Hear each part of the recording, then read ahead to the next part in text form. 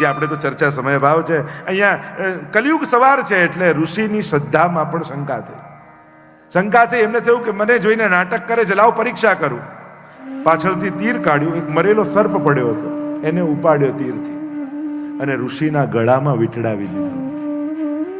ઋષિ તો ધ્યાનમાં છે, ભગવાનના સાનિધ્યમાં છે, એમને તો ભાને નથી કે રાજા ક્યારે આવ્યો, સર્પ ગળે લટકાડી ગયો. પણ ઋષિના પુત્ર શૃંગીને આ સમાચાર મળ્યા. કૌશિકી નદીમાં સ્નાન કરી રહ્યો હતો, સમાચાર મળ્યા, રાજાએ મારા પિતાનું આવું અપમાન કર્યું છે, મરેલો સર્પ એમના ગળામાં નાખ્યો છે.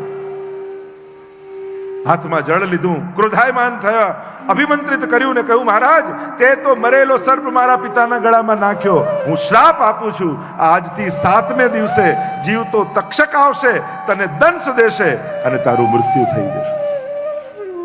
ઋષિને સમાચાર મળ્યા કે મારા પુત્રએ આવા શ્રાપ આપ્યા છે. કહ્યું, જાઓ કોઈને મોકલો ને સમાચાર રાજાને અપાવો કે એને શ્રાપ લાગ્યો છે અને 7મા દિવસે એનું મૃત્યુ થવાનું છે. જો 7મા દિવસે કેમ?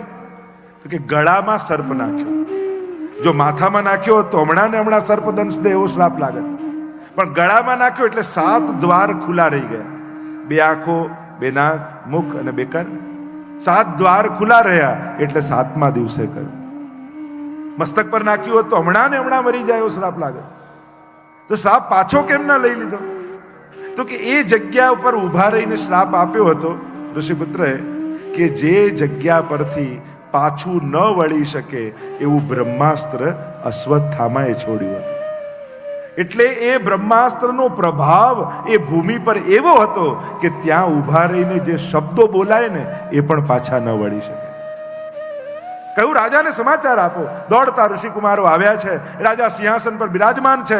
કહ્યું, મહારાજ આપને ઋષિપુત્રનો શ્રાપ લાગ્યો છે, 7મા દિવસે તક્ષક આવશે, દંશ દેશે, આપનું મૃત્યુ થઈ જશે.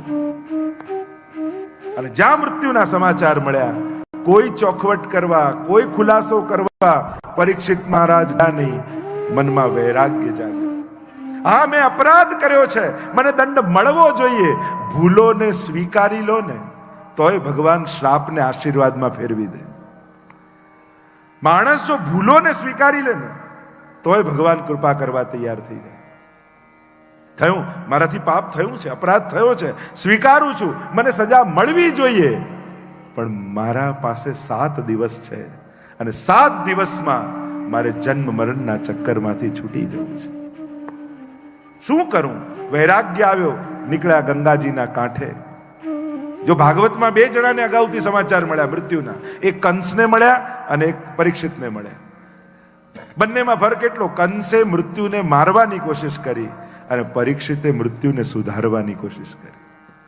મૃત્યુને મારી શકાતું નથી, મૃત્યુ કેવલ સુધારી શકાય છે. નીકળ્યા છે પરીક્ષિત મહારાજ અને જે ઋષિ મળે, જે ગુરુ મળે, ચરણોમાં પડે અને વિનંતી કરે કે કૃપા કરો, 7 દિવસ મારી પાસે છે, મારો ઉદ્ધાર થઈ શકે. ઋષિઓ કહે, અમે હજારો વર્ષોથી તપ કરીએ છીએ અને અમારો ઉદ્ધાર નથી થતો, તો 7 દિવસમાં તારો કેમ કરાવીએ? જે મહાત્મા મળે, જે આચાર્ય મળે, ચરણોમાં પડે છે. 7 દિવસ મારી પાસે છે. આપણને એમ થાય બિચારા પરીક્ષિત પાસે માંડ 7 દિવસ છે. અરે 7 દિવસ છે, એને એટલું તો ખબર છે કે 6 દિવસ મને કાંઈ થવાનું નથી. આપણને તો કાલની એ ખબર નથી. એને તો એક જણાએ શ્રાપ આપ્યો, આપણને તો મળે એ શ્રાપ આપીને જાય છે. જેટલા મળે એટલા કેટલી બદદુઆઓ ભેગી કરીએ છીએ આપણે. એટલે આપણને તો ભાગવતની વધારે આવશ્યકતા છે. જ્યાં જ્યાં મહાત્માઓ મળે, ચરણોમાં પડે, મારો ઉદ્ધાર કેમ થાય, મારું કલ્યાણ કેમ થાય.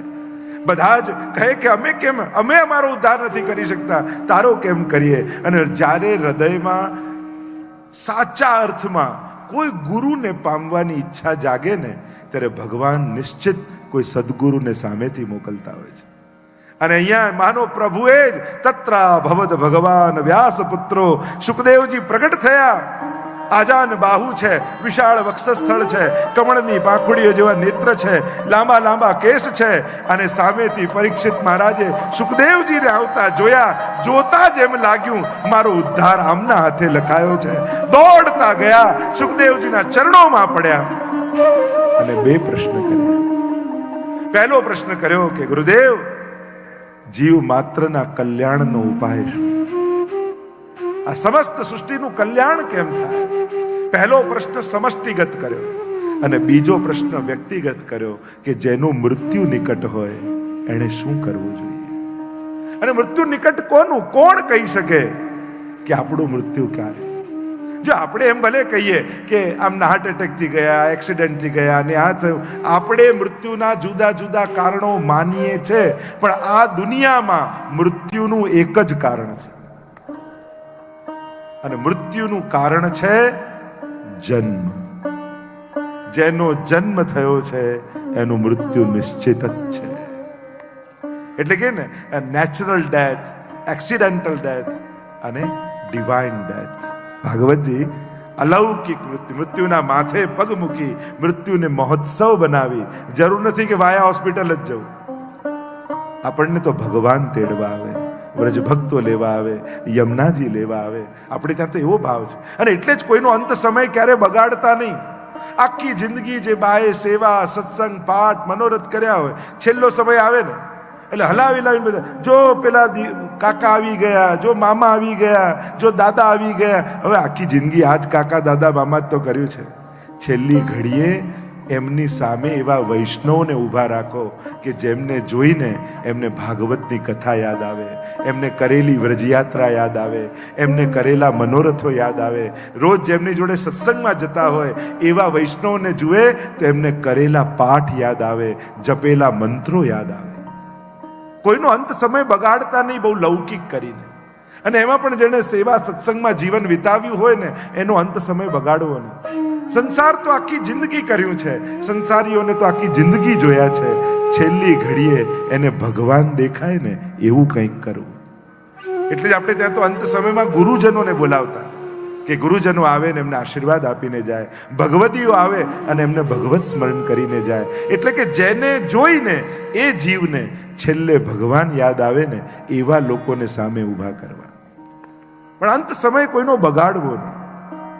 આખી જિંદગી સેવા સત્સંગ કર્યા હોય, હવે આપણને એમ થાય છેલ્લે ભગવાનને યાદ કરી લઈશું એટલે ઉદ્ધાર થઈ જાય. આખી જિંદગી જપ્યા હોય ને તો જ છેલ્લી ઘડીએ યાદ આવે. આપણે તો હવેલીમાં ઠાકોરજીની સામે બેઠા હોઈએ ને તોય મન ભગવાનમાં હોતું નથી. તો શું અંત સમયમાં બાટલા ચડતા હશે, બાજુ નર્સ અને ડોક્ટર હશે, એ સમયે ભગવાનમાં મન હશે એવું માનો છો? સંભવ જ નથી. અનુકૂળતામાં પણ મન ભગવાનમાં નથી રહેતું, તો પ્રતિકૂળતાઓમાં ક્યાં ભગવાન યાદ આવવાનું? અને એટલે હું વાર કહું, ભગવાનનું નામ મન લગાડવાની મહેનત નહીં કરવી, એને આદત બનાવી દેવી.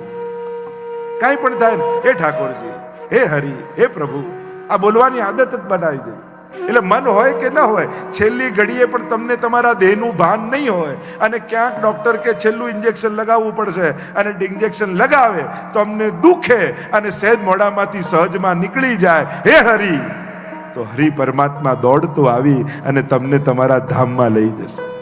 જો આદત વશ પણ ભગવાનનું નામ નીકળી ગયું ને તોય ઉદ્ધાર થઈ જશે. કારણ કે અંત સમયમાં મન ક્યાં હશે કોણ જાણે, પણ આ જીભને હરિનું નામ લેવાની આદત પાડી દે. પ્રશ્ન કર્યો છે, ગુરુદેવ સમય નથી, પ્રભુ ભૂલાઈ નથી, ડર મરણનો નથી, ડર છે ક્યાંક પ્રભુનું વિસ્મરણ ન થઈ જાય એની બીક છે. કે હાથ જોડી સુખદેવજીના ચરણોમાં બેસી ગયા. પ્રથમ સ્કંદને વિરામ આપીએ. બોલો ગોવર્ધન નાથ કી